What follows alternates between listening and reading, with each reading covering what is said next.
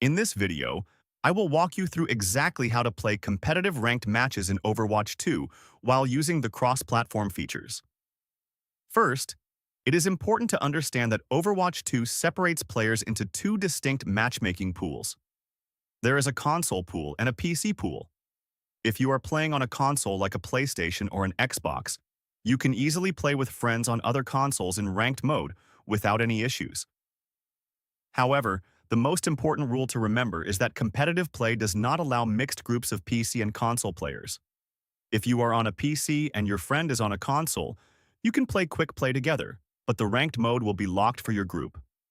To start playing cross-platform on consoles, you must first ensure that your Battle.net account is properly linked to your console account.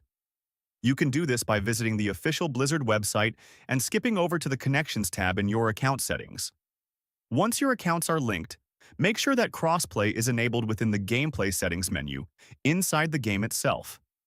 If this setting is turned off, you will only be matched with players on your specific platform, and your queue times will be much longer.